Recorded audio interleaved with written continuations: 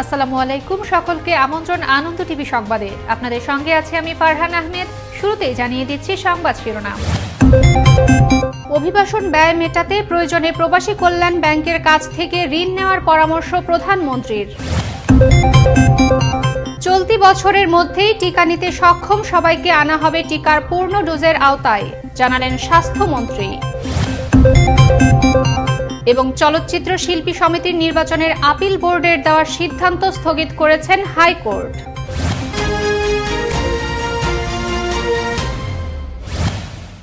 শুনছিলেন সংবাদ শিরোনাম, এবার বিস্তারিত। প্রবাসীদের পাঠানো রেমিটেন্সকে গর্ব করার মতোই দেশের একটি অর্থনীতির খাত হিসেবে অভিহিত করলেন প্রধানমন্ত্রী শেখ হাসিনা। পাশাপাশি বিদেশে যাওয়ার ক্ষেত্রে কেউ যাতে প্রতারিত ও ক্ষতিগ্রস্ত না হয় সেদিকে নজর রাখার নির্দেশ দেন তিনি। সোমবার মন্ত্রিসভার বৈঠকে সংশ্লিষ্ট মন্ত্রণালয় ও দপ্তরকে এ নির্দেশনা দেন প্রধানমন্ত্রী। গণভবন থেকে ভিডিও কনফারেন্সের মাধ্যমে সচিবালয়ে অনুষ্ঠিত এ বৈঠকে সভাপতিত্ব করেন সরকার প্রধান। বৈঠক শেষে মন্ত্রিপরিষদ সচিব খন্দকার আনোয়ারুল ইসলাম সাংবাদিকদের এ তথ্য জানান।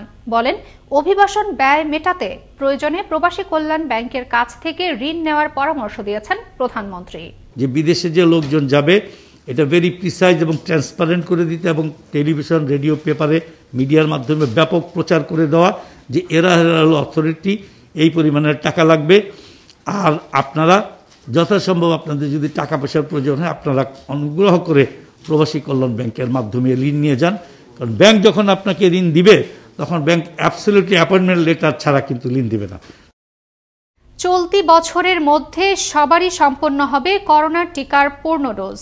এবছরের ডিসেম্বর নাগাদ টিকা নিতে সক্ষম সবাইকে আনা হবে পূর্ণ ডোজের আওতায়। সোমবার সচিবালয়ে মন্ত্রিসভার বৈঠক শেষে সাংবাদিকদের এ কথা জানান স্বাস্থ্যমন্ত্রী জাহিদ মালেক।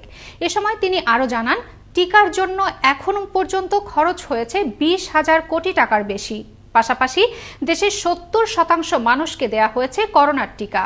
আমরা সেই 70% টিকা দিতে সক্ষম হয়েছি। টিকার জন্য তো প্রায় 20,000 কোটি টাকার অধিক খরচ হয়ে গেছে। এই বছরের শেষ নাগাদ বুস্টার সহ সকলেই পেয়ে যাবে। দেশে উন্নয়ন সহায়তা বন্ধে বিএনপি যে চিঠি দিয়েছে তাতে বিএনপি ও চিঠিদাতা বিএনপি মহাসচিব মির্জা ফখরুল ইসলাম আলমগীরের বিচার হওয়া দরকার বলে মন্তব্য করেছেন আওয়ামী লীগের যুগ্ম সাধারণ সম্পাদক এবং তথ্য সম্প্রচার মন্ত্রী ডক্টর হাসান মাহমুদ। সোমবার দুপুরে সচিবালয়ে এক ব্রিফিংয়ে তিনি এ মন্তব্য করেন। এ সময় অভিযোগ করে মন্ত্রী আরও বলেন, বিদেশে লবিস্ট নিয়োগ করে বিএনপি সরকারের বিরুদ্ধে অপপ্রচার চালাচ্ছে। একটি রাজনৈতিক দল নিজের প্যাডে সেই রাজনৈতিক দলের মহাসচিব যখন দেশকে সাহায্য বন্ধ করে দেওয়ার জন্য চিঠি লিখে বা সেই সাহায্যকে দেশের বিরুদ্ধে অস্ত্র হিসেবে ব্যবহার করার জন্য বলে, অবশ্যই আমি ব্যক্তিগতভাবে মনে করি সেই রাজনৈতিক দলের এবং যিনি চিঠি দিয়েছেন তার বিচার হওয়া প্রয়োজন। গণতান্ত্রিক রীতিনীতি এবং আইনি কাঠামোর প্রতি বিএনপির নেতিবাচক মনোভাবের ধারাবাহিকতায় দলটি অনুসন্ধান কমিটিকেও প্রশ্নবিদ্ধ করার পায়তারা চালাচ্ছে বলে অভিযোগ করেছেন আওয়ামী লীগের সাধারণ সম্পাদক ওবায়দুল কাদের। বিএনপির মহাসচিব মির্জা ফখরুল ইসলাম আলমগীরের বক্তব্যের জবাবে রবিবারের দেওয়া এক বিবৃতিতে এসব কথা জানান ওবায়দুল কাদের। এতে তিনি আরও জানান, নির্বাচন কমিশন একটি স্বাধীন ও সাংবিধানিক প্রতিষ্ঠান। সার্চ কমিটির কাছে কারোর নাম প্রস্তাব করবে না বিএনপি, বিষয়টি স্পষ্ট করলেন বিএনপির মহাসচিব মির্জা ফখরুল ইসলাম আলমগীর। সোমবার রাজধানীর একটি বেসরকারি হাসপাতালে চিকিৎসাধীন এক দলীয় নেতাকে দেখতে গিয়ে তিনি কথা জানান। এ সময় অভিযোগ করে ফখরুল ইসলাম বলেন, নির্বাচন কমিশন গঠনের লক্ষ্যে মহামান্য রাষ্ট্রপতি যে সার্চ কমিটি গঠন করেছেন তাদের অধিকাংশই আওয়ামী লীগের সঙ্গে সম্পর্কিত। এবারের চলচ্চিত্র শিল্পী সমিতির নির্বাচন শেষ হলেও রেশ কাটেনি এখনো। সাধারণ সম্পাদক পদ নিয়ে সৃষ্টি হয়েছে একের পর এক জটিলতা। 5 ফেব্রুয়ারি জায়েদ খানের প্রার্থিতা বাতিল করে নিপুণকে শিল্পী সমিতির সাধারণ সম্পাদক ঘোষণা করে নির্বাচন আপিল বোর্ড। এবার চলচ্চিত্র শিল্পী সমিতির নির্বাচনের আপিল বোর্ডের দেওয়ার সিদ্ধান্ত স্থগিত করেছেন হাইকোর্ট। বিচারপতি মামনুন রহমান ও বিচারপতি খন্দকার দিলিরুজ্জামানের সমন্বয়ে গঠিত হাইকোর্ট বেঞ্চ সোমবার রুল সহ এই আদেশ দেন। পাশাপাশি রুলে প্রার্থিতা বাতিলের সিদ্ধান্ত কেন অবৈধ হবে না তা 1 সপ্তাহের মধ্যে সংশ্লিষ্ট বিবাদীদের জানাতে বলা হয়েছে। এর আগে সকালে চলচ্চিত্র শিল্পী সমিতির নির্বাচনে আপিল বোর্ডের প্রার্থিতা বাতিলের বৈধতা চ্যালেঞ্জ করে হাইকোর্টে আবেদন করেন জায়েদ খান। আফগানিস্তান থেকে ছোড়া গুলিতে নিহত হলেন পাকিস্তানের 5 সেনা সদস্য। সোমবার ইসলামাবাদের পক্ষ থেকে নিহতের ঘটনা নিশ্চিত করে বিবৃতি দেয় দেশটির আন্তঃবাহিনী জনসংযোগ পরিদপ্তর। এতে বলা হয়, আফগানিস্তানের অভ্যন্তর থেকে জঙ্গিরা কুররাম জেলায় পাকিস্তানি সেনাদের উপর অতর্কিত গুলি চালালে হতাহতের এই ঘটনা ঘটে। অস্ট্রিয়ায় ভারী তুষারপাতের পর টানা তুষার ধসে মৃত্যু হল অন্তত 9 পর্বতারোহীর। রবিবার এ তথ্য নিশ্চিত করে দেশটির পর্যটক কর্তৃপক্ষ। গেল সপ্তাহে দেশটিতে শতাধিক তুষার ধসের ঘটনা ঘটে। বেশিরভাগ তুষার ধসের ঘটনাই ঘটে দেশটির পশ্চিমাঞ্চলের তিরোল অঞ্চলে। এর আগে শুক্রবারই এ অঞ্চলে নিহত হয় 5 জন। এ তথ্য নিশ্চিত করে দেশটির উদ্ধারকর্মীরা। এবার খেলার সংবাদ।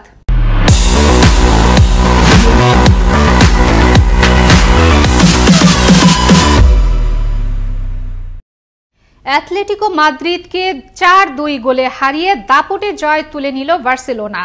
গেল রাতের ম্যাচের 8ম মিনিটে কারাস্কোর গোলে লিড নেয় অ্যাথলেটিকো। অবশ্য জর্ডি আলবার গোলে 2 মিনিটের মাথায় সমতায় ফেরে বার্সা। এরপর 21তম মিনিটে গাভি, 43 মিনিটে রোনাল্ড ফেডরিকোর আর 49 মিনিটে দানি আলভেজ গোল করলে বড় জয় নিশ্চিত হয় বার্সেলোনার। ম্যাচের 58তম মিনিটে লুইস সুয়ারেজের গোলে ব্যবধান কমায় অ্যাথলেটিকো মাদ্রিদ। 69 মিনিটে দানি আলভেজ লাল কার্ড দেখলে 10 জনের দলে পরিণত হয় বার্সেলোনা। তাতেও অবশ্য পরাজয় এড়াতে পারেনি অ্যাথলেটিকো। এই জয়ে টেবিলের 4-এ উঠল বার্সেলোনা। আবারও দেশের খবর। 2 বছর ধরে করোনায় আটকে যাওয়া জাপানে পড়তে ইচ্ছুক বাংলাদেশি শিক্ষার্থীদের জাপানে প্রবেশের নিষেধাজ্ঞা শিথিল করার দাবিতে অনুষ্ঠিত হল সংবাদ সম্মেলন। সোমবার জাতীয় প্রেস ক্লাবে association of Japanese language institute in Bangladesh কর্তৃক আয়োজিত সংবাদ সম্মেলনে লিখিত বক্তব্য পাঠ করেন সংগঠনের সাধারণ সম্পাদক ওয়াকিল আহমদ। এ সময় তিনি সকল শর্ত মেনেই জাপানের শিক্ষার্থীদের পড়াশোনা নিশ্চিতে আগ্রহ প্রকাশ করে এ বিষয়ে বাংলাদেশ সরকারের হস্তক্ষেপ কামনা করেন। 2 বছর যাবৎ কোভিড-19 মহামারী করোনায় আটকে আছে জাপানে পড়তে যেতে ইচ্ছুক শিক্ষার্থীরা। শিক্ষার্থীদের মধ্যে রয়েছে বিদেশে বিশ্ববিদ্যালয়ে পড়তে যাওয়া শিক্ষার্থীর পাশাপাশি সবচেয়ে বড় সংখ্যক জাপানিজ ল্যাঙ্গুয়েজ স্কুল প্রোগ্রামের শিক্ষার্থীগণ এবং সাথে তাদের পরিবারও ভোগান্তির শিকার হচ্ছে। দীর্ঘদিনের ভাষা শিক্ষা ও অন্যান্য প্রস্তুতির পরও এমন থমকে যাওয়া দীর্ঘ সময় হতাশায় পড়ে যাচ্ছে সকল শিক্ষার্থী ও তাদের পরিবারবর্গ। জামালপুরে তৃতীয় লিঙ্গ হিজড়াদের পুনর্বাসন পাইলট প্রকল্প বাস্তবায়নে কারিগরি প্রশিক্ষণ কেন্দ্র সংলগ্ন জনবহুল এলাকাটি বরাদ্দ দেয়ায় প্রকল্পের স্থান পরিবর্তনের দাবিতে মানববন্ধন ও বিক্ষোভ করল স্থানীয়রা। সোমবার সকালে জামালপুরের কেন্দুয়ার বিলন্দের পাড়া বাজার মোড়ে ঘণ্টাব্যাপী এ মানববন্ধন ও বিক্ষোভ কর্মসূচি পালিত হয়। এ সময় হিজড়াদের পুনর্বাসন পাইলট প্রকল্পটি অন্য কোনো স্থানে নির্ধারণের জন্য সংশ্লিষ্ট কর্তৃপক্ষের হস্তক্ষেপ কামনা করেন বক্তারা। নাটোরের সিংড়া উপজেলা পরিষদ হল রুমে শপথ গ্রহণ করলেন নবনির্বাচিত 12টি ইউনিয়ন পরিষদের নবনির্বাচিত 144 জন সংরক্ষিত ও সাধারণ সদস্যগণ।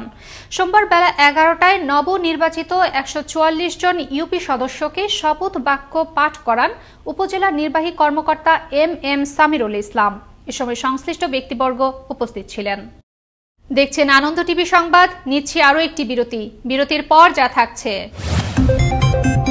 বঙ্গবন্ধু শেখ মুজিব সাফারি পার্কে একের পর এক প্রাণীর মৃত্যুর ঘটনায় নড়ে চড়ে বসেছে পরিবেশ মন্ত্রণালয় এবং 50 বছরের পুরানো ভবনে লোকবলহীন অবস্থায় খুঁড়িয়ে খুঁড়িয়ে চলছে মাদারীপুর আবহাওয়া অফিস।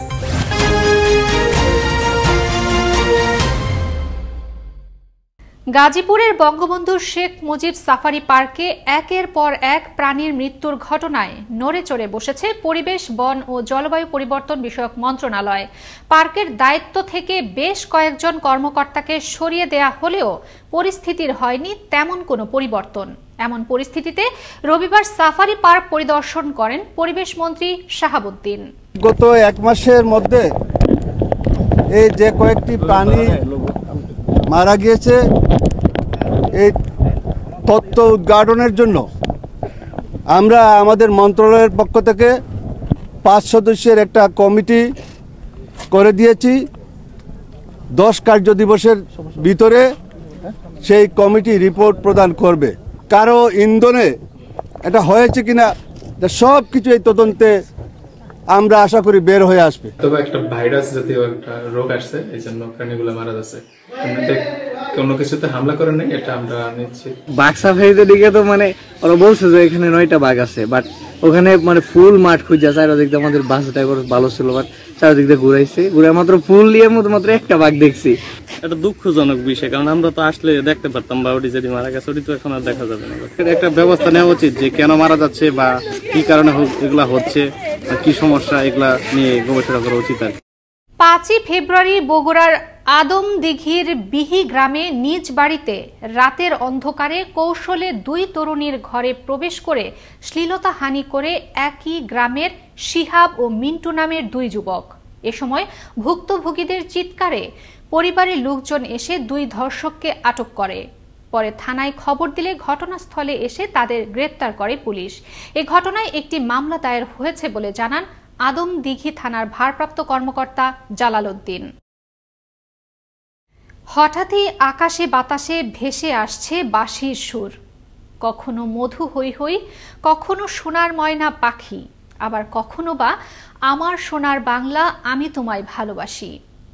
শুনলে মনে হবে দেশ বরেণ্য কোনো বংশীবাদক বুঝি সুর তুলেছেন কোনো জাদুকরি বাঁশিতে। আসলে তেমন কিছুই নয়। দৃষ্টি প্রতিবন্ধী রাজকুমার নামের এক ব্যক্তি সংসারের তাগিদে রংপুর শহরের আনাচে কানাচে এভাবেই বাঁশিতে সুর তোলেন।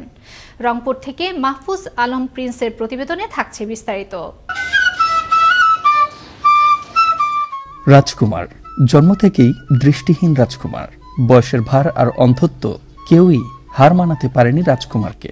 এখন আর আগের মতো যেতে পারেন না তিনি বাহিরে, তবুও হাতে লাঠি নিয়ে বাঁশিতে সুরের মূর্ছনা তার যেন সবার হৃদয় ছুঁয়ে যায়। সবুজ ছায়া ঘেরা গ্রামীণ জনপদের বিভিন্ন স্থানে বাঁশিতে সুর তোলেন রাজকুমার। মুহূর্তেই তার বাঁশির সুর শুনতে থমকে যান শহরের পথচারীরা। বাঁশির সুর শুনে অনেকেই টাকা পয়সা দিয়ে যান তাকে, আর সে টাকাতেই চলে তার টানাটানির সংসার। সরকার যদি একটু সহযোগিতা করে এটাই আমার কাম্য, আর কিছু কাম্য নাই। রংপুরে আনন্দ টিভির অনুসন্ধানে তেমনি দেখা মেলে আরো এক প্রতিভাবান বাঁশি প্রেমিক মন্টু মিয়ার। শখের বসে শিখেছেন বাঁশি বাজানো, আর বর্তমানে বাঁশির সুরেই চলে তার জীবন। পৃথিবীটা সুখের জায়গা আমি মনে করি না, সংসারও তো সুখ নেই তেমন, অশান্তি, বয়স ভারী দিয়েছে, কাজ তেমন করতে পারি না, নিলাম এই কারণে এটা ভালো লাগে কাকা। আর আমার মনে হয় যতদিন আমি বাঁচিয়েছি এটার প্রতি একটা খেয়াল থাকবে। বাঁশিওয়ালাদের কষ্টের এই জীবনযাপন নিয়ে কথা হয় সাধারণ মানুষের সাথে। তারা চান তাদের প্রতিভাকে মূল্যায়ন করা হোক। এই লাইনে উনি অনেকদিন থেকে আছে, এই কারণে হয়তো উনি ওটা ছাড়তে পারে না, কিন্তু বেচারা আসলে কষ্টে আছে।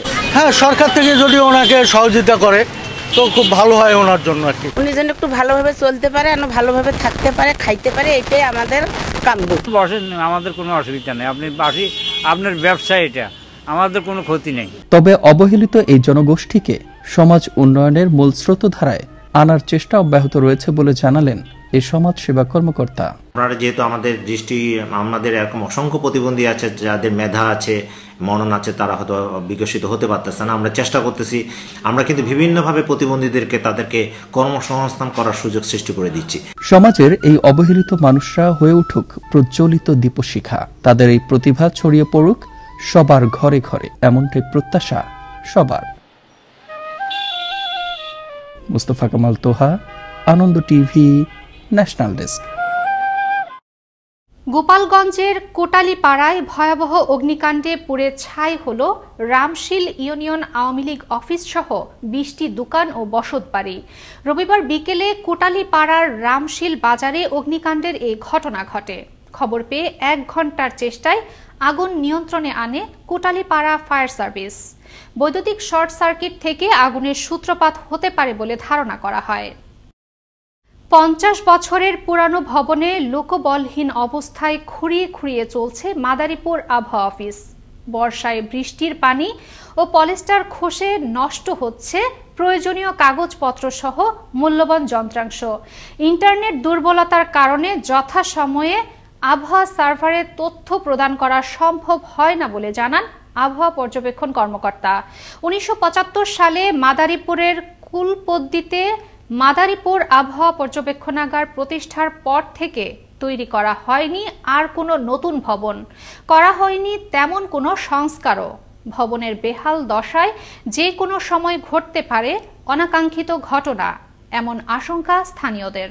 দীর্ঘদিন ধরে আমরা যে কার্যালয়টি ব্যবহার করে আসছি এটা মূলত আমাদের অফিসিয়াল কার্যক্রম, অফিসিয়াল ভবন নয়, এটা সেই 150 প্রায় 150 বছর আগের পুরনো হিন্দু জমিদার বাড়ি ছিল। এখন সেটি প্রায় ধ্বংসপ্রাপ্ত। বিভিন্ন সময় বড় বড় আস্তর খুলে পড়ে এর টেম্পার নষ্ট হয়ে গেছে, যার কারণে আমাদের আবহাওয়ার কার্যক্রম পরিচালনা করতে আমাদের যথেষ্ট ঝুঁকিপূর্ণ অবস্থায় আমরা আছি। ওইখানে স্টাফ আছে, তাদেরও জীবনের নিরাপত্তাহীন। মান্দার তাই আগে যে অবস্থায় আছে এখনো সেই অবস্থায়।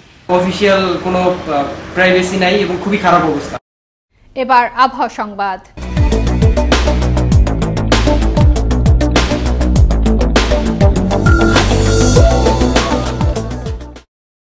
সোমবার সকাল 9টা থেকে পরবর্তী 24 ঘন্টার আবহাওয়া পূর্বাভাসে বলা হয় অস্থায়ীভাবে আংশিক মেঘলা আকাশ সহ সারা দেশের আবহাওয়া প্রধানত শুষ্ক থাকতে পারে। মধ্যরাত থেকে সকাল পর্যন্ত দেশের উত্তর পশ্চিমাঞ্চল ও নদী অববাহিকায় মাঝারি থেকে ঘন কুয়াশা এবং দেশের অন্যত্র হালকা থেকে মাঝারি ধরনের কুয়াশা পড়তে পারে। এছাড়া সারা দেশের রাত এবং দিনের তাপমাত্রা সামান্য বৃদ্ধি পেতে পারে। পাবনা, বগুড়া, নওগাঁ জেলা ও সীতাকুণ্ড উপজেলা সহ রংপুর বিভাগের উপর দিয়ে মৃদু শৈত্যপ্রবাহ বয়ে যেতে পারে, যা কিছু জায়গায় প্রশমিত হতে পারে বলেও জানায় আবহাওয়া অফিস। শেষ করব আনন্দ টিভি সংবাদ, তবে শেষ করার আগে শিরোনামগুলো জানিয়ে দিচ্ছি আরও একবার। অভিবাসন ব্যয় মেটাতে প্রয়োজনে প্রবাসী কল্যাণ ব্যাংকের কাছ থেকে ঋণ নেওয়ার পরামর্শ প্রধানমন্ত্রীর। চলতি বছরের মধ্যেই টিকা নিতে সক্ষম সবাইকে আনা হবে টিকার পূর্ণ ডোজের আওতায়, জানালেন স্বাস্থ্যমন্ত্রী। এবং চলচ্চিত্র শিল্পী সমিতির নির্বাচনের আপিল বোর্ডের দেওয়া সিদ্ধান্ত স্থগিত করেছেন হাইকোর্ট।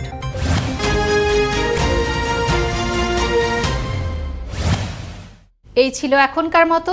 আনন্দ টিভি সংবাদ দেখুন প্রতিদিন বিকেল 5টা30 এবং রাত 9টা30। আনন্দ টিভির সঙ্গে থাকার জন্য সকলকে ধন্যবাদ।